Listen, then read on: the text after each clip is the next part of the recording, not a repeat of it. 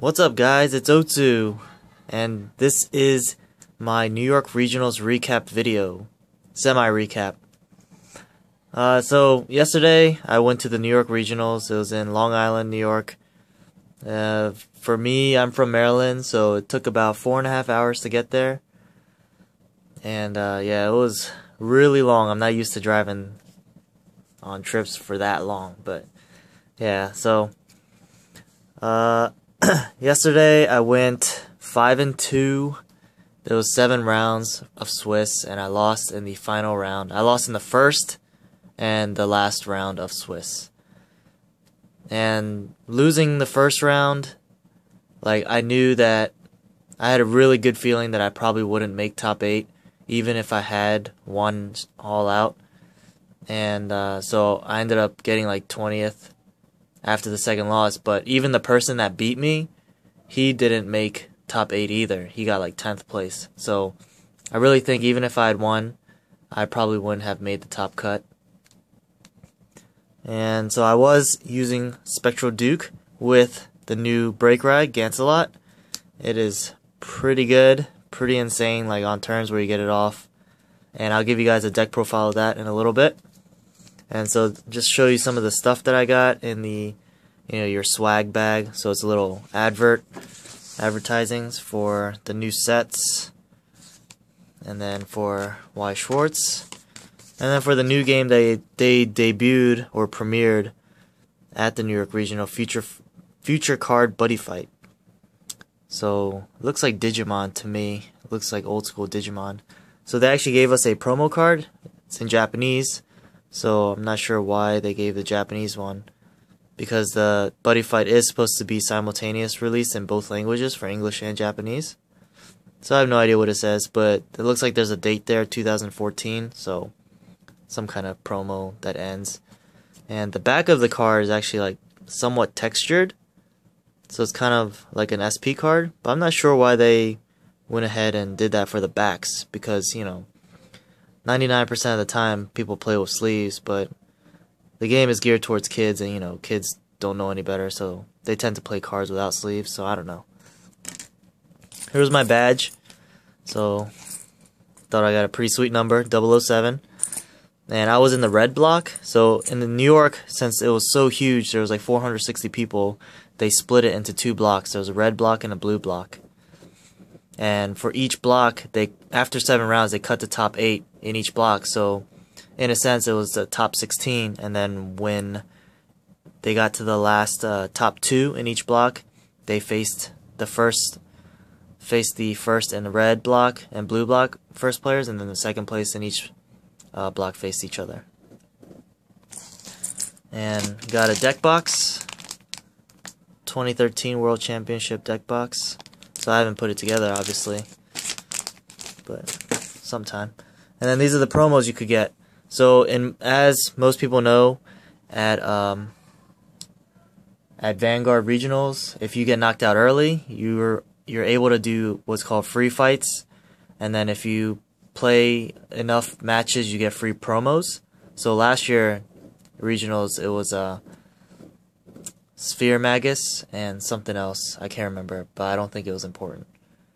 Oh yeah, and also in the swag bag, you got the Kagero Boars Sagramore clone for Kagero. So when you attack, counterblast 1 at 3,000, but I don't have it on me. It's in my binder, and I don't have that with me right now. But I do have the rest of the promos. So for Y Schwartz, well, I guess I'll do the Vanguards first. So obviously the most sought after one, Creeping Dark Goat. And then the Azure Knight for grade 1s. And since I made it to round 7, I actually didn't get a chance to play in the free fights. So all the players that made it to round 7 got one of each promo just for making it, so which I thought was really awesome. And all the players that made it to round 6 got a free deck box. I don't have that with me either right now, but it's the Theo deck box that came out in Singapore. So like on the back, it actually has a release date of the Japanese trial deck for Aquaforce, and it's like 2012 on it, which is kind of funny. And then here's the Y Schwartz promo. So there's 3 of them. So I got one of each. So apparently one of the judges said this card, I don't know if he was referring to this card or the Japanese one, but it's like $30 in Japan, only because just the rarity factor. Like, you can only get it through tournaments. It's strictly a tournament promo. So I don't know. It seems alright. Like, I just learned how to play Weiss Schwarz. It's a fun game, but but global 1000 to everything. So yeah, whatever. And that.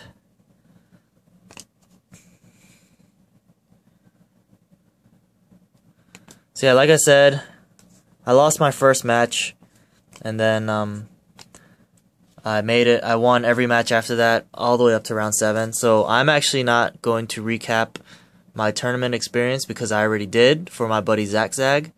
So you can check out his channel. His channel name is ZachZag, ZachZag. So I have a link down or some kind of annotation or something to click to his channel. So he posted the regional recap video for me, as well as a bunch of other Vanguard YouTubers, like from Virginia, Maryland, DC.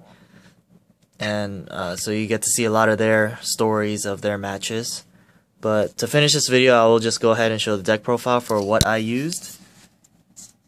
So for the longest time, before the regionals, I couldn't decide what to use. Like, I was really favoring Soulless Coco or like Glory Crit Aquaforce. And like, I just decided I didn't want to play OTT because a 10k Vanguard against the hardest matchup for that deck is against Aquaforce, because being at a 10k Vanguard is like just allows Aquaforce to destroy you. Like, if they can get a Benedict like on turn 3 or like a Basil or whatever, like, it just depletes your hand so quickly, even though, you know, Coco's like advantage is hand advantage, but you know, it just like knocks that out so fast. So then literally on Friday, 2 days before the regionals, I just decided, alright, I'm going to play Spectral Duke with Gancelot. And so like Saturday night, I got 4 trial decks and then put it all together and then rolled and played like maybe 5 matches before the regionals, like 5 practice matches. And then I rolled into regionals with this deck. So here we go. So obviously, Spectral Duke starter, 4 Gancelots, Break Ride, and then 4 Spectral Dukes. So I'm running 8 grade 3s. Normally I like to run 7, but I'm running 8 because I want to run 4 Spectral Dukes to best my chances of getting at least a +1 when I ride the grade 1 on top of Vortimer. So it gives me 8 possible targets, you know, the grade 2s or the grade 3s for Spectral Duke. And then 4 because I want to draw him before turn 3. So like if I need a grade 3, like, and I draw into Spectral Duke, I want to make sure I get Gancelot before I ride Spectral Duke. So, and plus he's an 11k, so with the 7k Vortimers, he makes 18k in case I run into cross ride, so it still hits 18k. And then 4 grade 2 Vortimers, 4 Vivians.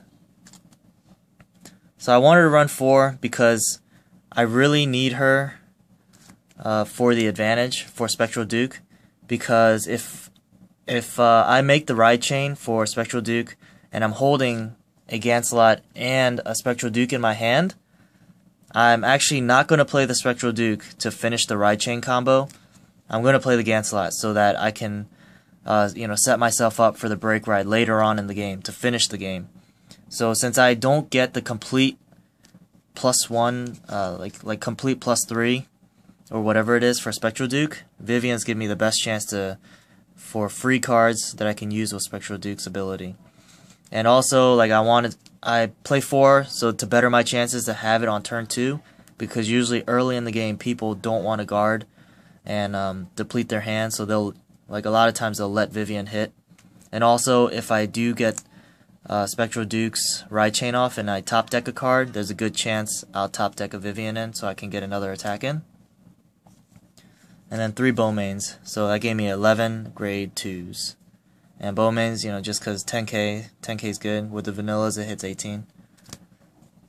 Grade 1s, so 4 grade 1 Vortimers, 4 Garrus, just use them to hit good numbers.